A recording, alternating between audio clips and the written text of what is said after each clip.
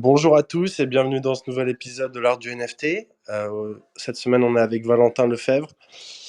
Peut-être pour la dernière fois sur Clubhouse, qui sait, puisqu'on parlait justement d'aller sur Twitter. Comment ça va Valentin? Comment ça va Benjamin? Super, je t'en prie Benjamin. Ouais, ravi de t'avoir Valentin et ravi que tu parles de ça. Effectivement, Twitter Space, qui est la nouvelle fonctionnalité de Twitter qui permet de faire des rooms, l'équivalent des rooms Clubhouse, mais sur Twitter et donc de pinguer tous les gens sur Twitter. Et Dieu sait si Twitter est véritablement l'espace recommandé pour interagir avec les fanatiques du NFT. Il y en a partout. Et donc, on va essayer de mettre ça en place progressivement pour continuer notre podcast qui évidemment continuera à fond et va même s'étoffer. On a encore plein de projets pour ça. Mais Super, Florent, je te laisse. super. Ouais, Valentin, ce qu'on va faire, comme d'habitude, Valentin, on va parler un tout petit peu d'actu avec Florent. Bien Et puis sûr, après, on va te passer la parole, on va te placer, te mettre sur le grill et ça roule, t'interroger sur ça ta roule. startup, etc. Florent, veux-tu commencer sur l'actu? Écoute, j'ai pas grand-chose. J'ai j'ai une petite anecdote assez drôle, c'est que euh, je pensais qu'il y avait un NFT vraiment bizarre parce qu'il y a Interpol qui s'est allié avec un réalisateur anglais, il me semble. Et j'étais là, mais qu'est-ce que c'est que cette histoire? Qu'est-ce que Interpol va faire d'NFT? Et en fait, Interpol, c'est un groupe de musique, tout simplement, que je connaissais pas. Voilà, c'est la fausse, la fausse actualité. Je croyais qu'il y avait des gens qui étaient recherchés dans le monde des NFT. Mais non, non, j'ai pas d'actu trop croustillante. Je peux vous parler d'une énième plateforme de NFT qui va se lancer, qui s'appelle, enfin, qui a pas de nom pour l'instant, mais qui est portée par Reddit, qui est un des gros réseaux social, on va dire, où il y a pas mal d'échanges aussi autour des cryptos. Donc, ils avaient déjà expérimenté avec les NFT. Ils avaient fait près de 500 Ethers avec leurs 3 NFT qu'ils avaient lancés. Donc, euh, c'est c'est quand même remarquable parce que bon, ils ont quand même une énorme communauté derrière, ce qui justifie ces 500 premiers Ethers ou 485, je crois. Mais là, voilà, ils veulent lancer véritablement leur propre marketplace, donc à voir où ça mène. Mais ça va faire beaucoup de marketplace tout ça. Je sais pas qui va sortir son épingle du jeu, mais ça va être compétitif. Oui, Marketplace aussi qui vient de sortir, tu m'y fais penser sur Iketnunk. En fait, sur la blockchain Tezos, il y avait le fameux Iketnunk, il y avait aussi Calamint comme marketplace, et là maintenant il y a Object, OBJTK, je crois, .xyz, qui est l'extension classique sur Tezos.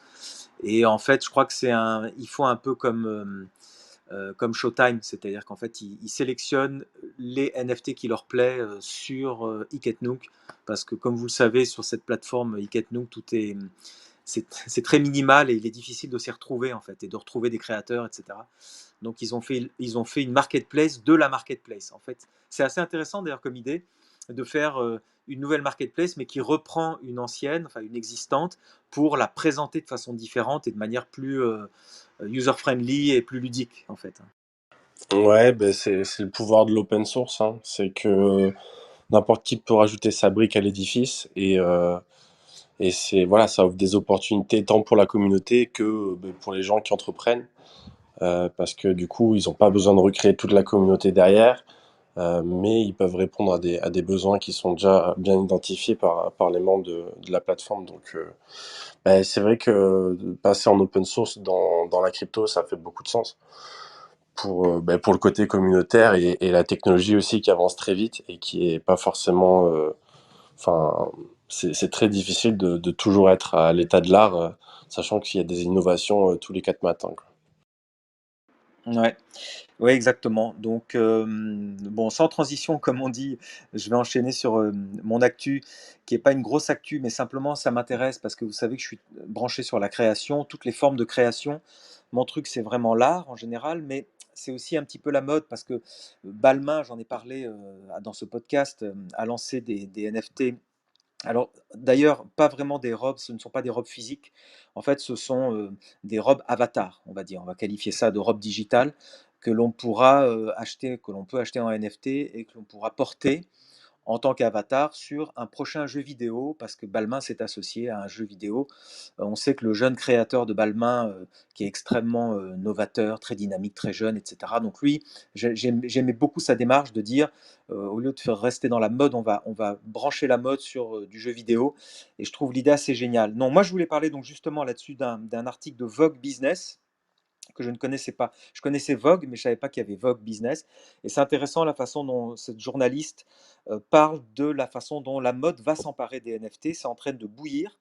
Donc elle évoque Gucci, qui est en train de, enfin, qui raconte à tout le monde que Gucci va lancer des NFT. On se demande effectivement comment, quand ça va se passer.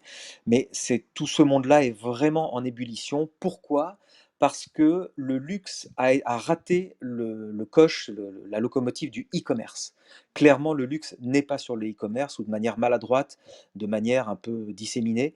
Et donc, on a l'impression que le luxe ne veut pas rater le train de la blockchain et des NFT.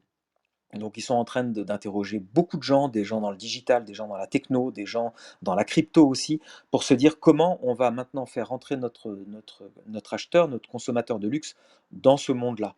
Et donc, il y a des belles réflexions. Cet article est vraiment bien fait. On apprend par exemple que la réflexion, c'est sur la digital fashion. Donc, j'ai bien aimé ce mot de digital fashion, notamment par rapport au métaverse. Et le problème de la fashion, c'est qu'aujourd'hui, les métavers, c'est des gens du gaming, quoi. C'est Decentraland, où j'ai passé d'ailleurs beaucoup de temps le week-end dernier. Il y avait un festival de musique dans Decentraland. C'était assez génial. Il y avait Paris Hilton avec un son, enfin, un effet de son et lumière qui était vraiment bien foutu. Mais il y a The Sandbox, vous savez, il y a Crypto Voxel et tous ces univers-là, que moi j'aime beaucoup, hein, mais effectivement sont inspirés du gaming et il y a de quoi rebuter clairement les gens du luxe. Parce que vous le savez, il y a des codes dans le luxe qui sont très éloignés aussi d'ailleurs des collectibles comme les CryptoPunks, les Bored Apes. Toutes ces collectibles, tous ces NFT sont encore trop proches de l'art, du pixel art, du crypto art. Donc leur réflexion, c'est de dire on veut rentrer là-dedans, mais on ne va pas rentrer par ce biais-là. On va faire des créations, on va utiliser la 3D à fond. Et donc, il y a des startups qui travaillent maintenant sur des robes en 3D pour à la fois les réseaux sociaux et à la fois physiquement. Alors, je m'explique, il y a deux innovations, deux initiatives qui m'ont paru intéressantes. La première, c'est que l'on puisse acheter une robe virtuelle, donc en 3D, en NFT évidemment, mais qu'on va pouvoir essayer avec son smartphone, donc en ouvrant Instagram, il y aura un filtre qui aura été conçu et ce filtre va vous permettre de vous regarder en vidéo avec cette robe sur vous. Donc finalement d'essayer comme une cabine d'essayage virtuelle, vous pourrez être certaine de que la robe vous va bien, ou en tout cas qu'elle a l'air correcte sur vous, de manière en réalité augmentée, c'est-à-dire avec un filtre Instagram.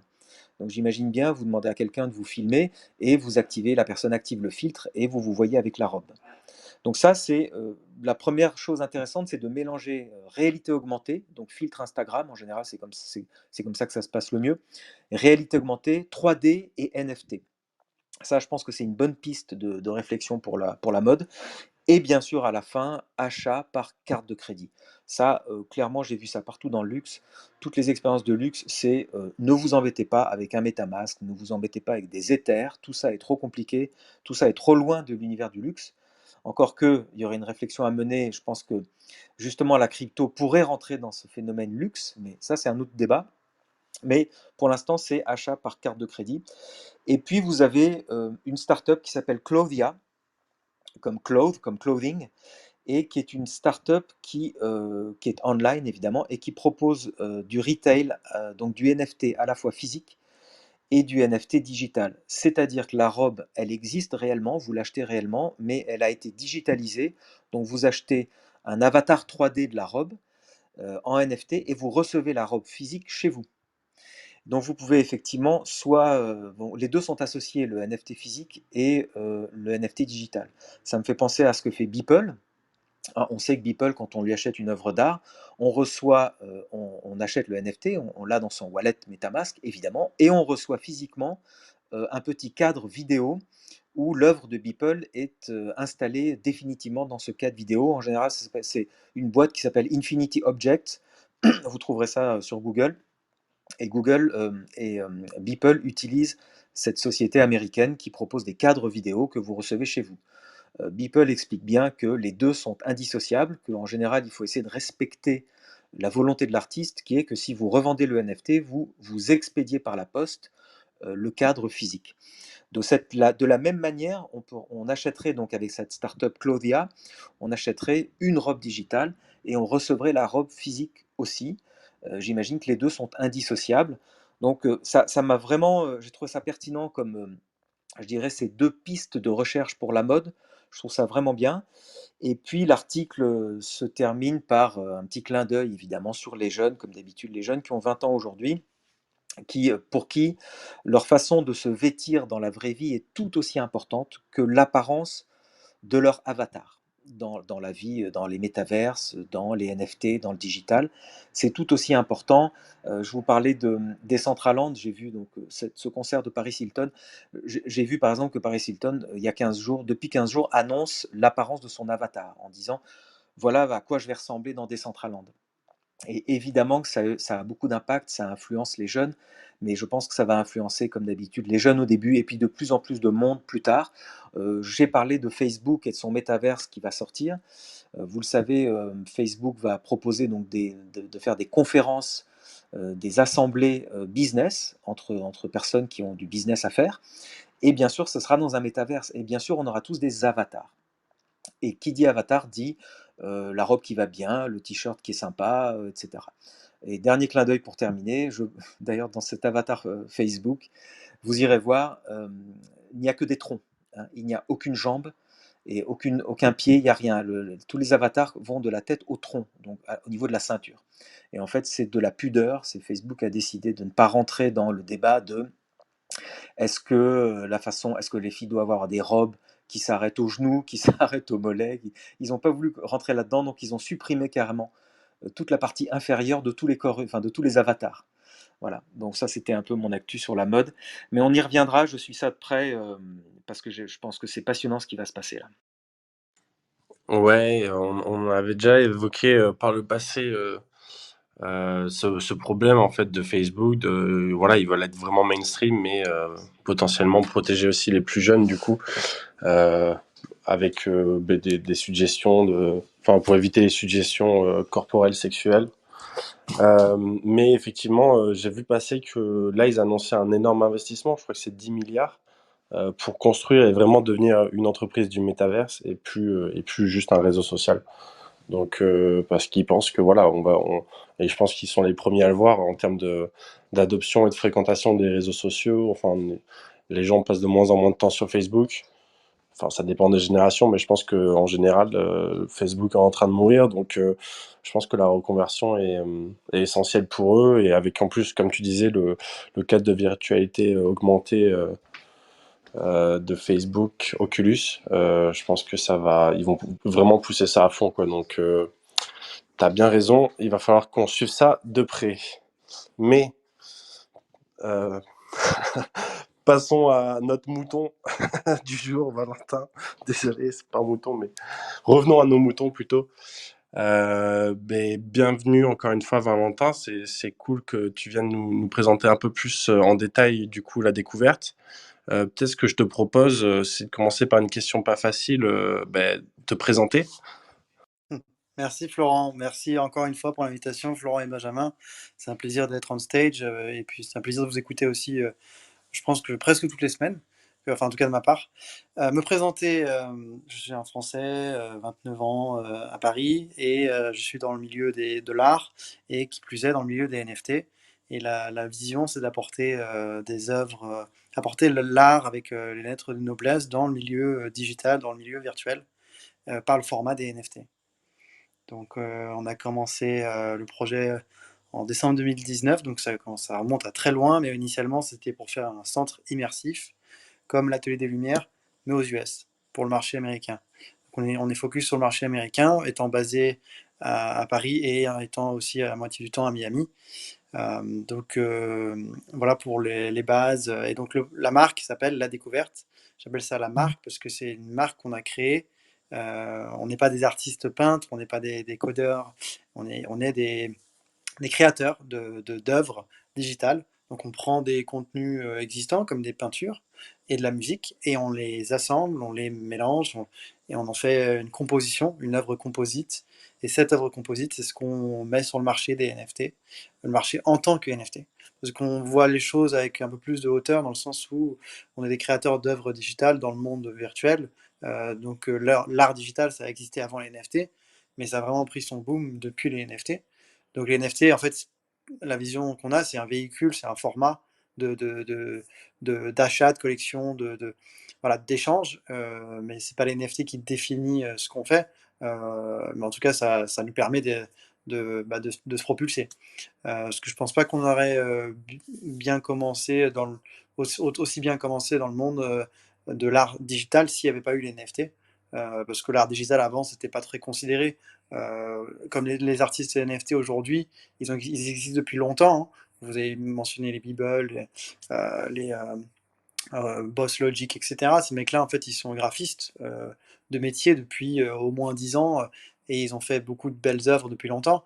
Mais grâce au NFT, qui est un format et un véhicule qui permet finalement d'acheter, de détenir, d'échanger, de collectionner, et ben, il s'est développé un gros réseau, un gros marché. Et aujourd'hui, il y a vraiment quelque chose de nouveau et de très stimulant qui apparaît et qui, du coup, commence à ressembler un peu au marché de l'art. Et donc, pour nous, c'est une très très belle opportunité. Ouais, mais justement, Valentin, ça c'est bien que tu nous précises ça, mais j'aimerais bien parler de ton projet parce que quand tu dis la découverte, donc quand on cherche, quand on s'intéresse à ton projet, à ta startup, on s'aperçoit on parle d'un centre d'art. Donc on imagine qu'il y a, est-ce que physiquement il y a déjà un espace où il y a des œuvres d'art que l'on peut voir? Et puis deuxième chose sur le message, sur le type d'œuvre, je vois qu'il y a des œuvres contemporaines et des œuvres anciennes, hein. Il y a de l'art ancien aussi, puisqu'on y voit, c'est très 18e, Ouais. très fragile, etc. Est-ce que vous avez un fil rouge qui est, il y a du physique et du digital, ou est-ce que vous avez un parti pris plus tranché? Ah, c'est intéressant que tu demandes ça, parce que justement, si je refais l'historique, en fait, initialement, on voulait faire un centre physique, donc où les visiteurs viendraient en présentiel et consommeraient entre guillemets l'art dans une démarche divertissante où on se balade comme un musée virtuel, comme l'Atelier des Lumières pour ceux qui connaissent à Paris. Il y a aussi le Bunker de Lumière à Bordeaux et la Carrière de Lumière en Provence, en Beau-de-Provence. Mais en fait, on a eu des difficultés sur le terrain à Miami. Pour tout vous dire, en fait, les Ricains ils rigolent pas. Si vous voulez un centre, il faut montrer le dollar, enfin l'argent sur la table la semaine, ou sinon le truc il est plus disponible.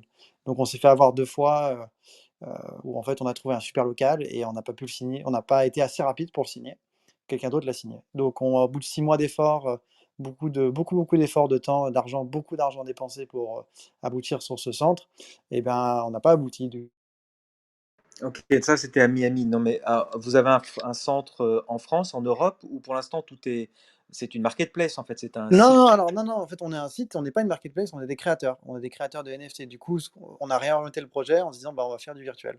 On n'est plus dans l'idée d'avoir un centre, on n'est plus dans l'idée d'avoir du physique. On est des créateurs d'œuvres digitales.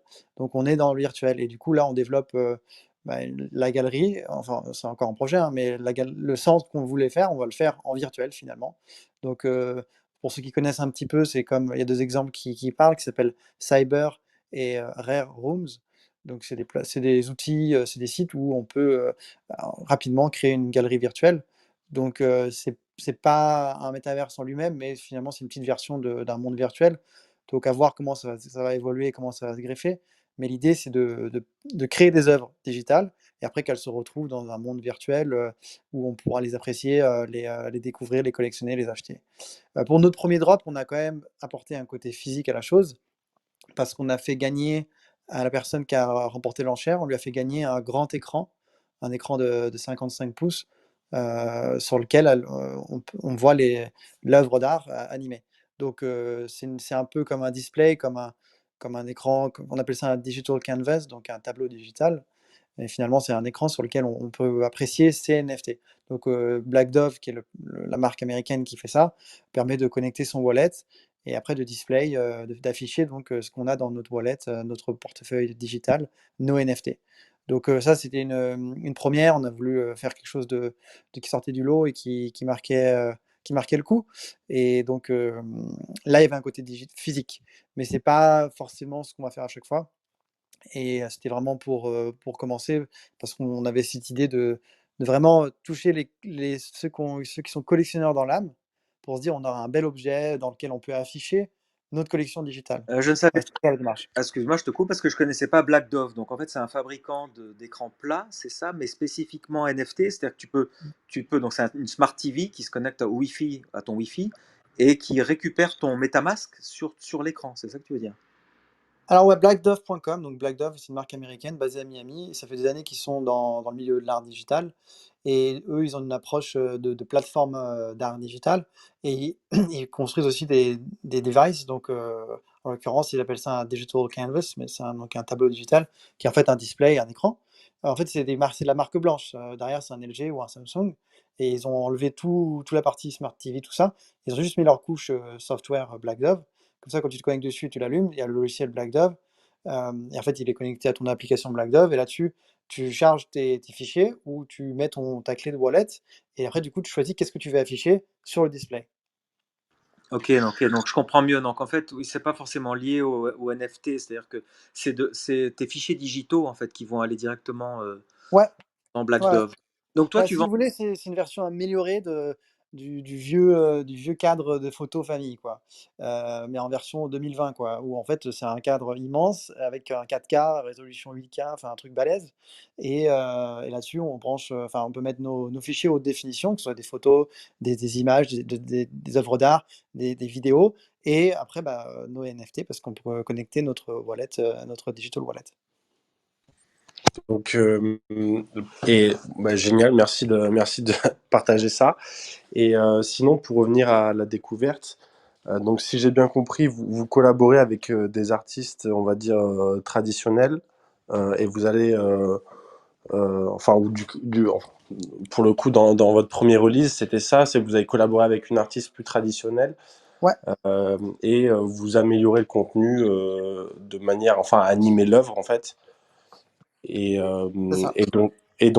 ça, vous comptez le faire à chaque fois, ou vous avez aussi justement cette dimension 3D que vous voulez intégrer dans les œuvres, ou qu'est-ce que vous comptez faire Ouais, bah, je vais expliquer un peu la roadmap. En fait, justement, on a plusieurs idées de collection en tête. Donc, quand je dis collection, c'est une série d'œuvres. Et donc là, Esther Barren, c'était la première de la collection contemporaine. Donc, on va avoir plusieurs œuvres dans la collection contemporaine, pas forcément que de cet artiste-là. Donc, l'idée, c'est d'avoir plusieurs œuvres par collection. L'autre collection sur laquelle on travaille, c'est la collection Versailles. Benjamin elle a mentionné rapidement du 18e. Effectivement, donc on a vraiment à cœur de sortir ça. On pense le sortir pour premier trimestre 2022, peut-être même en janvier. Et l'idée, c'est d'animer les tableaux historiques de Versailles. Mais pas juste à rajouter un petit peu de musique et les faire flotter, c'est vraiment leur donner vie et les sublimer. L'idée, c'est que quand une œuvre physique arrive dans le monde virtuel, elle arrive en étant sublimée, en vraiment rajoutant quelque chose. Et c'est ce qu'on veut créer, nous. C'est la touche, c'est l'ajout, c'est l'addition, l'additionner, qui fait qu'on a une belle place dans le monde virtuel, dans le monde digital. Ouais, on voit ça dans les musées, dans beaucoup de musées. C'est intéressant ce que tu dis parce que pour donner envie aux visiteurs d'aimer des peintres anciens, 16e, 17e siècle, etc., ils animent les tableaux et il y a des zooms sur les détails pour mieux comprendre ce qu'a voulu faire le peintre, pour mieux comprendre toute la symbolique de ces siècles anciens. Et donc, j'imagine que ça a dû t'inspirer. Et puis, pareil pour la carrière au Beau-de-Provence. Là, moi aussi, j'ai vu Van Gogh là-bas et j'ai trouvé ça absolument éblouissant. Donc c'est à la fois de l'immersif et puis je dirais aussi du pédagogique parce que vous expliquez l'intérêt des tableaux du XVIIIe siècle à d'une jeune génération qui a oublié tout ça, qui ne connaît pas. Ah ouais, c'est intéressant que tu dises, que tu parles d'immersif, parce qu'en fait, nous, on se définit comme des créateurs d'art immersif. Alors peut-être que c'est un peu un mot-clé qui utilise à toutes les sauces maintenant, mais ce qu'on veut dire par là, c'est que nous, ce qu'on veut créer, c'est quelque chose qui donne l'impression d'immersion. Donc initialement, c'était dans un grand centre, tu avec une grande hauteur, et donc là, c'est presque naturel que tu te sens en immersion quand tu rentres dedans. Mais là, on veut le faire avec un autre format, donc un peu plus petit, sur un grand écran, certes, ou même sur ton écran d'ordi. Quand tu vois l'œuvre, donc avec l'animation, les mouvements et la musique, ah, ça te touche, il y a de l'émotion, et du coup, tu te sens emporté, tu te sens en immersion dans l'œuvre. C'est ça qu'on vise à créer. C'est vraiment notre raison d'être, c'est de créer des œuvres immersives, donc de la beauté, qui inspire, qui touche, voilà, qui baigne dans l'émotion, où on plane dans l'œuvre et un côté un petit peu même hypnotisant, positivement bien sûr. Et donc on veut créer cette immersion à travers nos œuvres. Exactement, là, l'exemple que tu as donné avec l'atelier de lumière ou le Beau de Provence, la carrière de lumière, bah, on veut le faire à plus petit format. Parce qu'en fait, c'est ce qu'on avait voulu faire au tout début avec le centre physique. Donc on reste sur notre ligne conductrice, c'est les œuvres immersives. Et là, j'ai une petite info toute chaude à partager qui date d'aujourd'hui. Pour rebondir sur ce que tu disais ce matin, Benjamin, hem, dans le centre immersif, on avait prévu de collaborer avec des marques françaises, parce qu'on veut avoir une image à la française, une image French Touch, le savoir-faire français, le French Flair, pour aller sur le marché américain.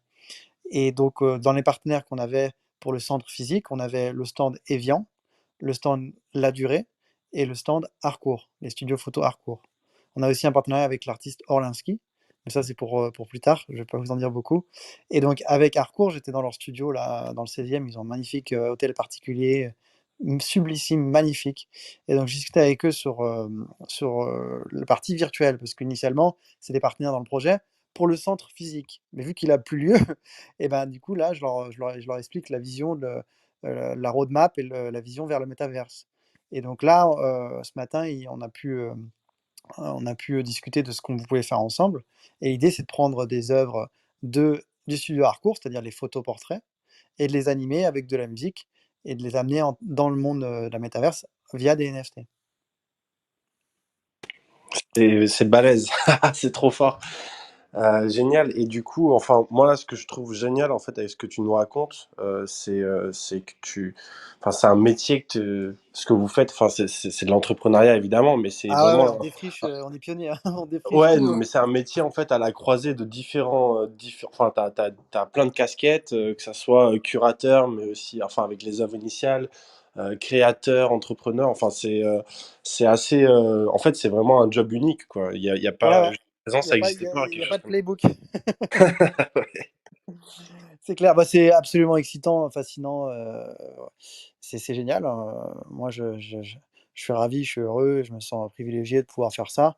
Après c'est pas facile tous les jours parce que, bon, vous comme vous connaissez dans la communauté, on se comprend, mais il y a des gens en dehors qui comprennent pas trop.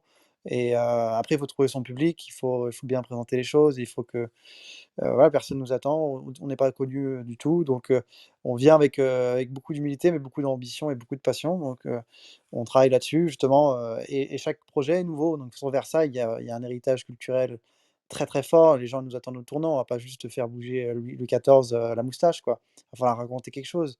Et nous, on est passionnés, on baigne dedans depuis longtemps. Pour vous dire, j'ai payé des chercheurs, spécialisés, experts de Versailles pendant un mois pour qu'ils nous expliquent tout sur Versailles. Qu'est-ce qu'il faut montrer? Pourquoi il faut montrer ça? Qu'est-ce qui est important? Qu'est-ce qui est fascinant? Et bah, ça, je les ai payés en mars 2020.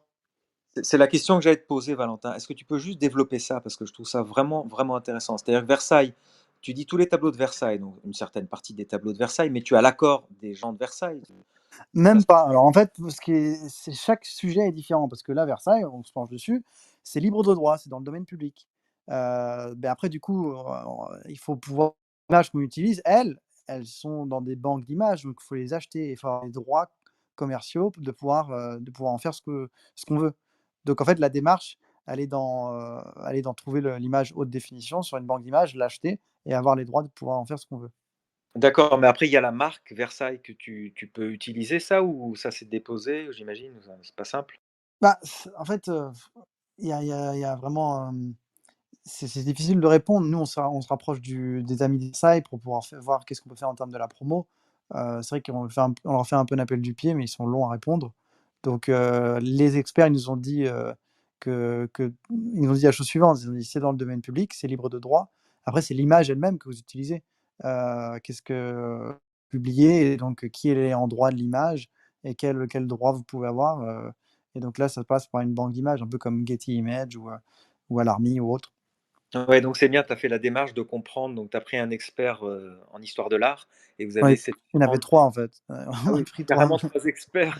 Vous Ouais. avez là, tu fais les choses en grand, c'est Bah, bien. parce qu'en fait, au départ, on voulait faire une expo Versailles de 30 minutes dans le centre physique immense. On voulait faire, comme dans les carrières que tu avais vues, mais sur Versailles. Donc on avait vraiment une roadmap, voilà, il faut du contenu pour 30 minutes là, on se retrouve à faire des animations sur un tableau fixe de 30 secondes. Donc on a shifté, on a pivoté comme on dirait dans le monde de la startup et on vient avec un petit historique, un petit bagage, qu'on essaie de capitaliser, d'en tirer le meilleur, en fait et du coup, il y a des challenges, mais il y a aussi, du coup, une richesse immense, dans là-dedans. Par exemple, la durée, on veut d'abord, initialement, on veut juste faire de la décoration, avec le carrosse, le beau carrosse La Durée dans la galerie virtuelle. Mais demain, peut-être qu'on pourra acheter un NFT La Durée et du coup avoir un accès privilégié dans les boutiques physiques, du monde entier. Un peu comme ce que fait Exclusable, avec les marques de luxe. Tu en parlais tout à l'heure, les marques de luxe, ils veulent avoir un accès, à leur clientèle. Moi, je vois Harcourt comme une marque de luxe. C'est pas vraiment le luxe comme on l'entend, comme on a l'habitude de le voir, mais dans leur domaine, ils sont très haut de gamme.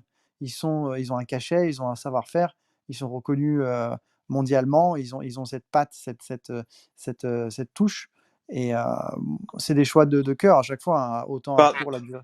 Tu parles des studios hardcore là, qui font des portraits C'est noirs et ça, blancs depuis c'est ça, les années c'est 30. ça. Quel est le projet que tu fais avec eux exactement?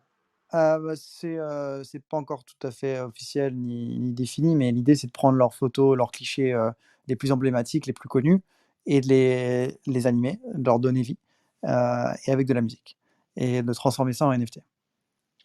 Ouais, ben, enfin, ce que je trouve génial avec votre projet, c'est que t'as une avenue, t'as un boulevard d'opportunités. Il y a tellement de trucs emblématiques enfin, qu'on a tous animés dans nos têtes et de le voir en vrai, c'est assez incroyable. Euh, Ouais. J'avais une question plus côté ouais, entrepreneurial, on va dire, pour tous les gens qui nous écoutent et qui s'intéressent aux NFT, qui aimeraient bien lancer leur projet, etc. Toi, tu es arrivé dans les NFT, on va dire, par nécessité. Enfin, au début, le projet initial, si j'ai bien compris, il n'y avait pas les NFT forcément dedans, mais vraiment Pas du tout au départ, non. voilà, c'est ça. Donc, comment tu arrives dans ce marché qui est en effervescence, qui est tout nouveau? Qui bouge très vite. Est-ce que tu as, un conseil ou plusieurs à donner à nos éditeurs pour justement intégrer ce marché et bien réussir son lancement? Alors, bah, je vais raconter l'histoire, après je vais te donner, un petit peu mes leçons dessus. Moi, en fait, j'étais à Miami pour pitcher, pour trouver le reste de l'investissement, parce que j'avais déjà une partie de l'investissement qui était committed, mais il me restait le reste à lever, parce qu'il faut un visa B1, B2, donc un visa d'investisseur, donc il faut de l'argent moitié français, moitié américain, enfin moitié, ce que tu veux et il nous faut trouver on cherchait le lieu. Sauf que si tu as pas le lieu, tu as pas l'argent, pas de bras, pas de chocolat. Bref, je rencontrais des investisseurs américains, je leur pitchais le truc et plus j'en rencontrais, plus ils me parlaient de NFT et les 4 derniers, ils me parlaient que de ça, en fait et donc au départ, je dis: «Non, mais crypto, c'est pour les geeks, c'est pas moi. Ouais, nous, on est dans l'art, on est du sérieux, quoi» et après, au bout de 3 4 fois, je me suis dit: «Bah, peut-être que je devrais m'intéresser à ça» et il se trouve que mon petit frère qui est trader à New York dans les hedge funds, il est venu à Miami quelques jours passer avec moi et du coup, il m'a un peu convaincu, de l'idée de la crypto. Donc ça m'a un peu ouvert sur l'idée de réfléchir aux NFT et après j'ai rencontré, une autre investisseuse, une toute jeune qui a écrit, Scale AI, qui est une grosse boîte d'intelligence artificielle et qui ont levé énormément d'argent et qui investit dans la crypto et c'était drôle parce que je lui ai présenté le projet. D'entrée de jeu, elle dit: «Qu'est-ce que tu fais en NFT?» Je dis: «Attends, laisse-moi présenter le projet, après on en discute». Donc j'ai fait mon pitch pendant 20-30 minutes, 20 minutes je crois et à la fin je dis: «OK, donc qu'est-ce que tu en penses?» Elle a dit: «OK, qu'est-ce que tu fais en NFT?» J'ai En gros, elle a juste écouté poliment, mais elle veut juste savoir qu'est-ce que je fais dans les NFT. Je dis: «Bah, écoute, vas-y, dis-moi, qu'est-ce que tu ferais en NFT? Parce que qu'est-ce que ça veut dire pour toi?» et c'est elle, vraiment, l'investisseuse qui m'a convaincu qu'en fait, on pourrait déjà, mais on devrait aller là-dedans parce que elle m'a dit: «Bah, OK, ton centre, tu vas le monter, ça va te coûter hyper cher. Après, ça va réussir, il faut que tu en montes d'autres et encore et après encore, ça va être une opération monstre et ça va te coûter énormément et tu vas faire de l'argent au bout de 5 ans». Là, les NFT, si tu te débrouilles bien, tu peux faire de l'argent, dans les mois qui arrivent et tu peux encore en faire de plus en plus et ça va être moins lourd en capitaux que le centre physique et bah, du coup, j'ai été convaincu et du coup, ce que j'ai fait, c'était mars, début mars, avant que Beeple fasse son record Et vous avez, Donc mars, vous avez droppé, vous avez droppé quand la première là, fois? le 11 octobre. Ah oui, oui. Donc il y a un délai et ce délai, c'est la période pendant que moi et mon cofondateur, on a étudié sérieusement ce marché. Donc des fois, je me moque un peu de nous, on dit: «On est vraiment des Français», on a mis vraiment longtemps à s'y mettre, quoi. Mais peut-être est-ce un bien, peut-être qu'on fait bien les choses et qu'on a vraiment pris le temps d'étudier la chose. Je voulais pas arriver, comme un opportuniste et faire me précipiter. J'ai voulu faire les choses bien. Donc j'ai pris mon temps à étudier, j'ai rencontré tous les gens sur Miami que je pouvais qui étaient dans les NFT et Dieu sait qu'il y en a Il y beaucoup en a et après beaucoup, quand ils ouais. sont et C'est du la coup, chance. bah et en fait, c'était pile dans le moment où c'était la folie parce que quelques semaines après, Bull, il fait son drop, enfin, il fait sa vente record. Du coup, après, tout le monde parlait que de NFT et moi, je dis: «Ouais, NFT, NFT».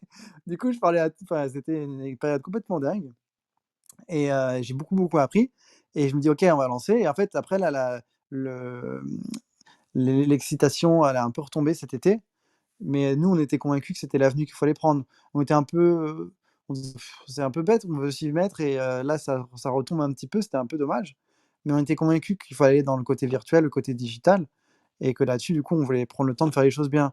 Donc depuis le début, finalement, on a une vision qui est beaucoup plus longue. Moi, pour ma part, j'ai acheté du coup de l'Ether, dès mars pour commencer, mais j'en ai pas acheté beaucoup et l'idée, c'est d'en avoir pour pouvoir faire du minting, pour pouvoir faire des essais, pour acheter des NFT, pour me familiariser avec, quoi. J'ai pas investi dans la crypto, j'ai beaucoup plus investigué la crypto. Ouais, mais justement, Valentin, toi, tu t'adresses à un public le plus large possible, hein, puisque j'ai vu que c'était très facile d'accès. Enfin, l'idée, c'est d'intéresser les gens à cette technologie avec des tableaux. Bon, mais donc, tes ventes se font en Ether sur des marketplaces comme OpenSea ou tu vas développer un système plus facile avec carte de crédit, etc.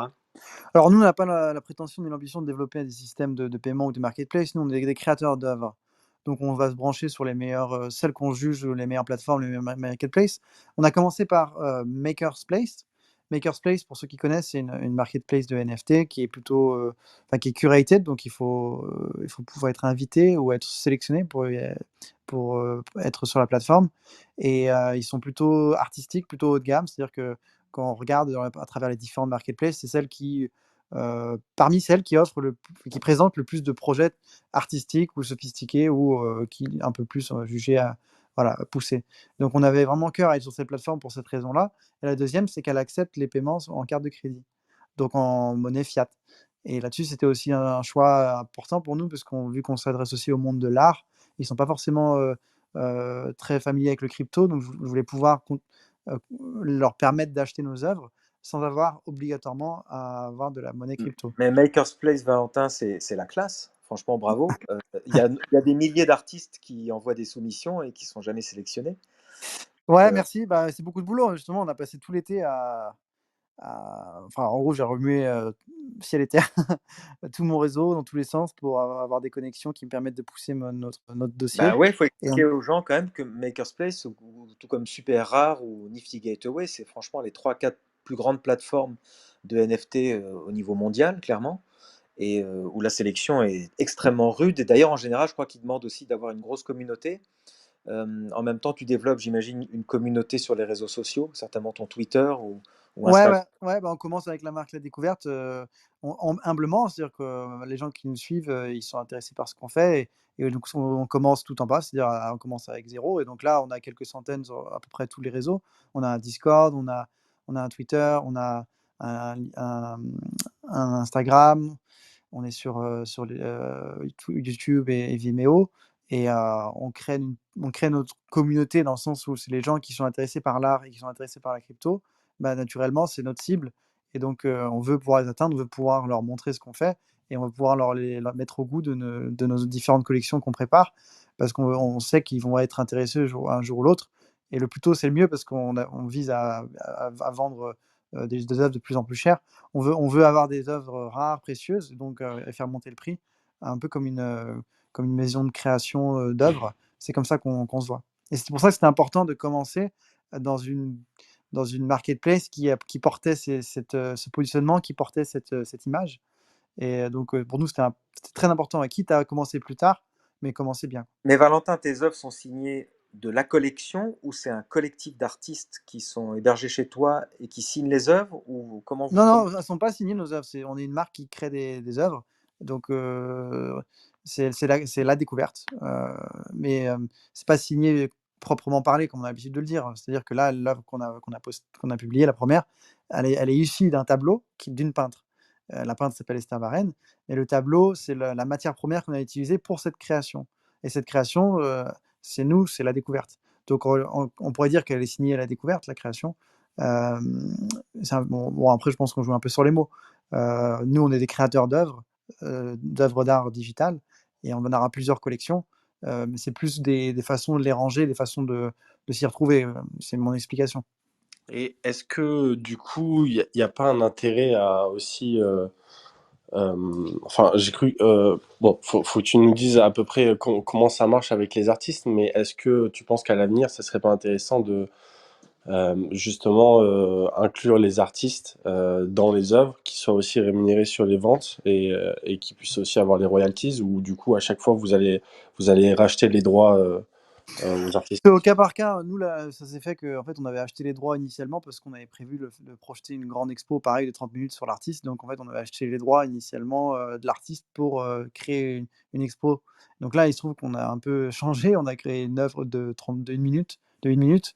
Et donc c'est différent. Mais on avait déjà acheté les droits en amont. Donc ce schéma, je le changerais pour l'avenir. Je préférais faire des collaborations où il y a un partage de revenus sur la vente. Ça me paraît plus judicieux et plus facile. Ouais, et d'ailleurs, là-dessus, ben, je vais me permettre une petite page de pub, mais qui est vraiment Bien cool, sûr. vous allez voir. C'est, on a sorti un programme qui est complètement open source, on l'appelle Collab Splitter, et en fait, ça permet de créer un smart contract avec plusieurs adresses. Donc, tu vois, au lieu de mettre juste ton adresse, tu vas mettre l'adresse, tu vois, potentiellement de l'artiste. Nous, c'était pour les curateurs et les crews, tu vois, dans le cadre du street art avec Wakanda. Et l'idée, du coup, c'est de créer un smart contract qui va automatiquement redistribuer sur les ventes et sur les royalties. Donc, tu peux créer deux adresses différentes, mais du coup, qui regroupe tout le monde et qui va transférer ben, les Ethers. Enfin, il faudra quand même que les gens viennent les claim, mais tu vas pouvoir mettre les différents wallets. Et voilà. Et ça, c'est un truc qui est open source et complètement gratuit. Donc, voilà, tous ceux qui nous écoutent, vous pouvez les utiliser déjà. Et vous créez votre propre adresse. Et voilà. Juste Excellent. pour dire ça. Excellent. Je partageais un peu de news sur le futur aussi. Là, je suis en train de préparer pour être à Miami pour Art Basel. Art Basel, c'est le festival d'art contemporain pendant le Miami Art Week, qui est la première semaine de décembre. Et on va faire notre prochain drop pour cette période. Et donc, notre prochain drop, on va présenter deux nouvelles animations de tableaux de Esther Barren, donc encore dans la collection contemporaine. Et on veut le faire pendant cette semaine où on sera présent à Miami sur Art Basel. Et donc, pour revenir, Benjamin, il y a le côté physique où on sera dans un stand à Art Basel avec des écrans qui montreront nos animations. Ouais, ça c'est génial, Valentin, parce qu'il faut expliquer à tout le monde que Art Basel, c'est vraiment la mecque de l'art contemporain depuis 40 ans. C'est au départ une foire qui est toujours en Suisse, une fois par an au mois de juin. Donc c'est là que les 300 plus grosses galeries du monde entier se réunissent pour montrer des œuvres tout à fait exceptionnelles des plus grands artistes du moment. Et il y a eu une spin-off de cette foire suisse qui a été installée à Miami en décembre, qui Ouais. s'appelle Art Basel Miami. Et c'est vraiment la crème de la crème hein, de l'art contemporain. Donc Valentin, vraiment, bravo, parce que Maker's Place et Art Basel, c'est dans le monde NFT et dans le monde art contemporain, c'est les deux places to be absolument. Quoi. C'est beaucoup de boulot. C'est beaucoup de hustle, comme on dit. Donc, ouais, j'espère que ça va payer. En tout cas, on travaille très dur pour ça et ça a toujours été la vision. En fait, c'est ce qu'on vise. Donc après, on se donne les moyens de réussir, hein. Donc ça, c'est vraiment bien. J'ai une dernière question. Juste avant ma prochaine question, Valentin, j'aimerais dire à tout le monde ici que vous êtes les bienvenus pour poser une question, soit à Valentin, soit à Florent ou à moi. Il vous suffit de lever la main, on vous invite on stage et on vous donne le micro avec grand, grand plaisir, comme on fait tous les mardis Ouais, en, fin super. en fin de room, Valentin. Donc, en attendant que quelqu'un te pose une question, moi, ma question, c'est en termes de direction artistique, est-ce que vous avez défini dans votre équipe quelqu'un qui dirigeait artistiquement toutes les œuvres que vous créez, ou est-ce que c'est à chaque fois, je dirais temporairement, il y a des gens qui viennent, qui créent et qui s'en vont, ou est-ce qu'il y a un team définitif? En fait, on est une toute petite équipe, donc moi, si tu veux, j'ai un peu la casquette promotion et mon associé la casquette production et on travaille avec, des membres qui sont pas, à plein temps, officiellement chez nous, mais qui travaillent avec nous sur les différentes collections qu'on travaille. Donc on a des c'est surtout mon associé qui a la casquette production, qui est un producteur de cinéma, qui a fait 10 ans au cinéma, qui a fait Les Gobelins, qui a fait La Fémis, pour ceux qui connaissent. Donc c'est vraiment son domaine de prédilection et moi, je suis un peu plus dans les coups de cœur, donc je dis: «Ah, j'aime bien cet artiste, j'aime bien cette musique, j'aime bien ça, j'aime bien» voilà, «j'aime bien ce thème-là» et après on prend ça comme point de départ. Pareil pour vous donner un petit aperçu, les prochaines collections qu'on veut choisir, c'est Napoléon. Moi, je suis un grand fan de Napoléon. Les Fables de La Fontaine, je trouve ça fantastique et tout ça, c'est l'héritage français, c'est la culture et l'art français. Il y a vraiment tellement de choses à partager, à montrer. Après les Frères Lumière, aussi, avec le début du cinéma et ensuite en artiste contemporain, on a beaucoup de gens qui nous contactent. Pour l'instant, j'ai pas eu vraiment de coup de cœur, mais du coup, avec Esther Barren, la peintre, là, on a d'autres tableaux encore à travailler. Et après, bien sûr, Orlinski. Donc, il y a plein de choses. Il y a plus que ce qu'on est capable de produire, pour le moment, quoi. Attends, c'est assez fou, les fables de La Fontaine, là, tu viens de m'illuminer. Il y a clairement, enfin, comment tu le verrais, toi, justement, ça, les fables de La Fontaine? Parce que, Bah, là, je m'emballe un peu parce que c'est vraiment la roadmap là ouais, que je non, vous mais donne. Mais en l'idée, c'est d'arriver à choper les meilleures représentations, des œuvres, enfin des femmes, pardon, en tableau, en dessin ou en illustration et de les animer en poussant encore une fois le message, en donnant vie au tableau pour que en fait, quand on voit ça, on est transporté dans la fable, en fait et donc les faire vivre, les faire bouger. C'est pas un dessin animé, hein, c'est une œuvre animée, donc c'est différent. Mais apporter cet élan d'émotion, dans ces fables qui sont déjà, véhicules de leçons et d'inspiration. ah ouais, non, mais j'adhère. J'adhère complètement, je pense que, ouais, ça serait génial, surtout que, voilà, il y a tellement de fables, je pense, qui sont encore d'actualité aujourd'hui que, Bah, enfin, toutes, hein, à toutes, en fait, c'est après, il y a des fois, il y en a certains qui sont plus faciles à lire que d'autres, mais moi, j'adore. Voilà, c'est des coups de cœur, donc après, j'espère que ce que j'aime, ça plaît aux autres mais de base, enfin, voilà, je suis passionné, on donne tout, on adore et Et donc puis je pense que ça se ressent. c'est intéressant, Valentin, toi, que tu mettes en avant la culture française, parce qu'en plus, toi, tu es un habitué des États-Unis. L'univers des NFT est littéralement vampirisé par la culture américaine, pour le meilleur ou pour le pire. Je suis pas là pour juger, moi j'aime bien Ouais. aussi. Mais que tu mettes en avant maintenant des choses comme Napoléon et les Fables de La Fontaine, je trouve ça assez génial dans les NFT. C'est vraiment audacieux. Et ça m'a intéressé d'ailleurs, parenthèse, que ton associé soit dans le cinéma, parce qu'effectivement, j'ai vu ton œuvre avec on voit dans ton clip de promotion Ouais, déjà des œuvres 18e siècle à ouais, Versailles, et c'est ça. on voit qu'il y a des mouvements de caméra, on voit qu'il y a une narration qui s'installe, et on sent bien que c'est fait par quelqu'un qui aime le cinéma ou qui a une vision cinématographique de l'art digital, en fait. Ah bah, je suis ravi que tu vois ça parce qu'en fait, on travaille sur plein de détails qui sont, très poussés et en fait, ce qu'on veut, c'est on honore vraiment on honore vraiment l'auditoire, enfin le ouais, on parle de ça parce que c'est comme les gens qui vont regarder un film, en fait, il y en a qui vont connaître beaucoup et il y en a qui adorent, et donc il faut aussi, que ça leur parle à eux, quoi. On peut pas se contenter de mettre, tu vois, enfin Napoléon, on va pas mettre juste une silhouette avec un chapeau, ce serait trop facile. Ce serait pas assez honorer le thème. On veut vraiment pousser ça, en fait et donc effectivement, on en arrive avec notre héritage, nos savoir-faire, notre passion et ce qu'on veut, c'est tout mettre dedans pour que ça se ressente.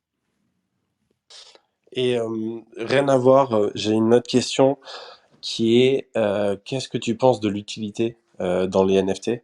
Est-ce que tu penses que, tu vois, genre, l'art, enfin, en soi, n'a pas besoin d'avoir d'utilité, mais on voit que de plus en plus, enfin, il y a des compromis et la frontière, on va dire, Bah, c'est une question un peu s'amenuise. délicate, en fait, parce que l'art en soi et la définition de l'art, c'est quelque chose dans la définition de l'art, il est expliqué que l'art n'est pas forcément utile. Ouais, Donc en soi ouais, en ouais, je soi, suis on commence d'accord, sur cette base-là.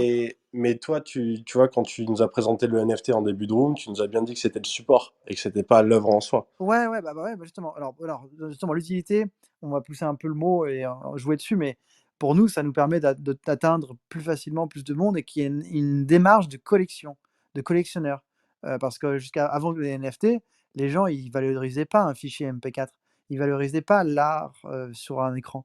Ils ne le valorisaient pas. Aujourd'hui, ils le valorisent. Donc, pour moi, les NFT a cette utilité de transformer, un contenu, un un fichier, peu importe que ce soit du code ou que ce soit, quelque chose de visuel, illustré, et ben, de transformer ce contenu en une valeur, en quelque chose qui pèse financièrement, qui pèse, symboliquement et qui pèse en termes de valeur intrinsèque et donc transactionnelle. Pour moi, le NFT, ça ouvre le champ des possibles, de sur cet aspect-là, et dans ce cas, c'est tellement le bienvenu, tellement le bienvenu. Ouais, non, mais ça, on est entièrement d'accord. Ça redonne la propriété dans le monde numérique, donc ça, c'est clair. Mais toi, vu que tu te présentes, tu vois, comme une marque de créateur et pas Ouais, comme un artiste directement, où t'as pas forcément besoin du coup. Enfin, ce que je veux dire, c'est que vu que tu rassembles une communauté potentiellement qui est large parce que tu as différents, enfin, tu vois, genre différents styles, tu vas bosser avec différents artistes, etc.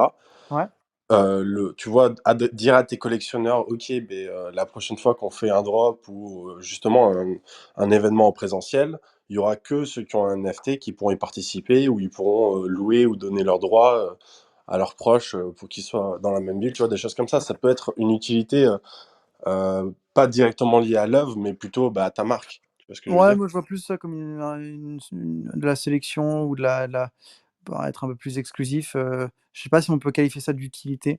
Après peut-être que on joue sur les mots ou peut-être que je suis un peu pointilleux, mais là, ce que tu viens de décrire comme exemple, peut-être que c'est qu'un exemple, c'est plus une façon d'être, sélectif ou d'être, exclusif, et en soi, il y a rien de mal là-dedans. C'est juste que c'est pas forcément la démarche ou la réflexion initiale. Peut-être qu'on y arrivera, peut-être que c'est nos partenaires, par exemple, j'ai mentionné la durée tout à l'heure, peut-être que la durée, eux, ils voudront cette démarche-là, et peut-être que ça marchera avec eux pour leur collection avec eux. Mais dans l'idée, nous, voilà, simplement, on veut, enfin simplement, en étant concis, nous, on veut créer des œuvres absolument sublimes et les mettre à disposition en ligne via le format digital et NFT. Et donc, on part on part de cette, de cette, voilà, de cette structure, et après, bon, on se concentre sur la production des belles œuvres et après sur la promotion de celles-ci. Bah, en tout cas, génial l'idée que tu établisses un pont entre la culture française, la culture traditionnelle, l'art ancien aussi, et l'art digital, parce qu'en fait, j'ai l'impression qu'il y a quand même, alors c'est pas, il y a quand même des artistes qui s'inspirent de l'art du 18e. On a vu passer des artistes, ouais, comme, enfin, son nom m'échappe maintenant, mais en tout cas qui reprenaient des grands tableaux qu'on voit dans les musées et qui mettaient des bitcoins, qui mettaient des dollars, qui mettaient des références à la culture geek ou la culture crypto art dans Ah! des tableaux 18e. Donc, Ah si, si, si, ouais, je j'aime vois, c'est bien. pas A Lot of Money, enfin, il y en a plusieurs aussi. Ouais, il y a A Lot of Money qui fait ça, effectivement. Il y a aussi, bon, il y en a quelques-uns, quelques autres, mais A Lot of Money utilise ça très bien aussi, ouais. Et je trouve qu'il y a de l'humour aussi, donc, mais en général, c'est souvent pour tourner en dérision les grands tableaux, les grands chefs-d'œuvre de Ouais, ouais, ouais, l'humanité. ouais, ouais. Ce que fait A Lot of Money, c'est un peu plus, ouais, c'est un peu, attention, C'est moi je vision, trouve que c'est quoi. super, mais justement, il est un peu en mode, à la légère. Par exemple, il y a un tableau où il y a Joséphine, donc la femme de Napoléon, et elle est là, et puis en fait, il y a un sac McDo qui arrive, et puis après, je sais pas, il y a un pétard, enfin, c'est un peu, voilà, c'est un délire, c'est drôle, hein, et ça parle à une communauté. Moi, c'est pas vraiment la démarche, moi. Oui, toi, tu vas effectivement essayer plutôt de sublimer Ouais, ouais, les exactement. œuvres Ouais, moi, j'adore ce mot, quoi. J'adore passionnelles. ça. Et après, bah, pour finir, le mot la découverte, en fait, c'est ce qu'on veut créer. On veut créer une expérience de découverte. Et la découverte, ce mot, il est puissant. En fait, ça véhicule l'idée qu'on va découvrir quelque chose, qu'on va trouver quelque chose, comme un trésor, comme quelque chose qu'on sera ravi de voir, de chérir, d'avoir pour nous. Quelque chose d'excitant. Il y a une promesse du lendemain, il y a une promesse de mieux, enfin, il y a vraiment quelque chose qui est véhiculé par ce mot. Et donc, pour nous, c'était une évidence d'avoir un mot français qui est riche et qui est beau. Ok, excellent. Merci beaucoup, Valentin. Pour l'instant, je vois que personne ne souhaite intervenir, mais il faut dire qu'on a fait, je pense, un tour. Je vois qu'Olivier dans l'audience, Ouais. pour vous dire aussi, donc quand on a lancé notre NFT, on a filmé, on a fait un enchère de 48 heures et j'ai voulu filmer le début de l'enchère et la fin de l'enchère. Donc filmer, en fait, on a fait un live stream YouTube et sur LinkedIn et sur Instagram. On a fait plein de trucs. Et on était dans une salle avec les écrans, l'éclairage, enfin, avec avec plein de moniteurs et tout. C'était vraiment cool. Et donc, il y a aussi mon frère qui m'a filmé avec une caméra. Du coup, on a le backstage, les images backstage de ce lancement et du closing. Donc, la dernière heure de l'enchère. Donc, on a du footage, on a des images. Parce que c'est inédit en fait, on était les premiers à faire ça en France, de faire un enchère live, enfin de lancer un enchère live et de se filmer en train de le faire. Voilà.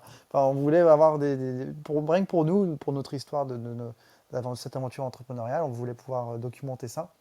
Oui, Je on, sais qu'Olivier, on je sais parle, qu'Olivier est à fond là-dedans, quoi. on parle de Olivier Klepatsky qui est avec nous dans cette room et qui était notre invité la dernière fois sur notre podcast que vous retrouverez d'ailleurs dans un épisode précédent. Super ce podcast, hein. Il racontait quand il allait à Liverpool et puis il racontait tout son parcours de documentaire NFT, c'est fascinant. Exact, dans l'ère du NFT. Ah bah d'ailleurs, voilà, il Ah ouais. souhaite intervenir, on le fait monter sur scène. Bonjour Olivier. Je peux pas vous laisser parler de moi et j'interviens. On avait commencé, Ça on fait avait déjà vraiment le mec acariâtre. Oui, parlez de moi à la troisième personne, s'il vous plaît. Je m'appelle Olivier. Bon bah bonjour à toute la team. Hein. Salut, Bonjour salut. Olivier. Et puis super présentation, Valentin, comme d'hab.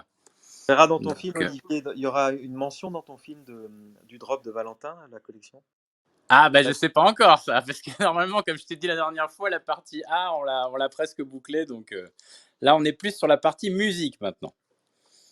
Voilà. Ah, ok, il faut qu'on te réinvite alors Olivier pour filmer. Non, mais moi là, on n'est pas là pour moi, là, on est là pour Valentin. Mais c'est gentil. Bon, et du coup, on a parlé vite fait de musique aussi, Olivier. Il y a juste Raphaël qui nous écoute depuis le début aussi, depuis février ou janvier, Benjamin, qui a fait son drop et qui viendra nous parler aussi de musique parce qu'il a fait une musique AI. Super. Donc voilà, ça sera pour bientôt, pas la semaine prochaine malheureusement parce qu'on a une autre invitée, Jessica, qui va venir nous parler aussi de son drop. Mais voilà, on a plein d'art et ça, ça c'est cool parce qu'on nous l'a reproché dans le passé qu'on parlait trop d'NFT et pas assez d'art dans cette room. Et Ah donc bah là, on a les maintenant, deux, c'est l'art du NFT. c'est ça. Bah, C'est super, ça, c'est ça. super. Et puis Twitter, oui, je pense que c'est pas mal. Ça va permettre d'ouvrir, d'avoir un cercle plus grand, effectivement. Même si j'aime bien le petit côté clubhouse, j'avoue. Moi, je m'étais fait à Clubhouse, mais après, bon, c'est comme Periscope. Pendant qu'on a fait le live, on a voulu brancher Periscope. Et on s'est rendu compte après 30 minutes d'essai qu'en fait, ça n'existait plus. Ah ouais. Ah, d'accord, je savais pas. Bah, Ça. Periscope, ils l'ont éteint, enfin, ils l'ont fermé en mars 2021. Ah d'accord. C'est Twitter qui l'avait acheté pour le fermer, quoi. D'accord. Voilà, quoi. Voilà. Bon, en tout cas, super. Et puis, bah, bravo encore, Valentin. Merci Olivier, au plaisir d'échanger ensemble. Bah, merci à vous tous, merci Olivier. Je pense qu'on va conclure cette room, il est 19h. Comme tous les mardis, on essaie d'être réglo sur l'heure de début, l'heure de fin. Excellent. Pour vous donner surtout envie de nous retrouver mardi prochain à 18h pour une nouvelle room, l'art du NFT, un nouveau podcast, l'art du NFT avec Florent. Donc ma petite pub perso, c'est que je fais une formation de 3 heures pour les débutants en NFT. Vous trouverez ça sur web, nftformation.art. Et puis, Florent, si tu es d'accord, on va conclure en remerciant beaucoup Valentin. C'est moi qui vous remercie, les gars. Merci, c'était super. Ah bah avec plaisir, Valentin. Et puis je vais donc clore cette room, à moins que Olivier veuille. Veux-tu avoir le mot de la fin? Non. Vive les NFT. Ouais, vive l'art et vive la France. Voilà. C'est beau. Au revoir. Cocorico. Au revoir. Encore merci.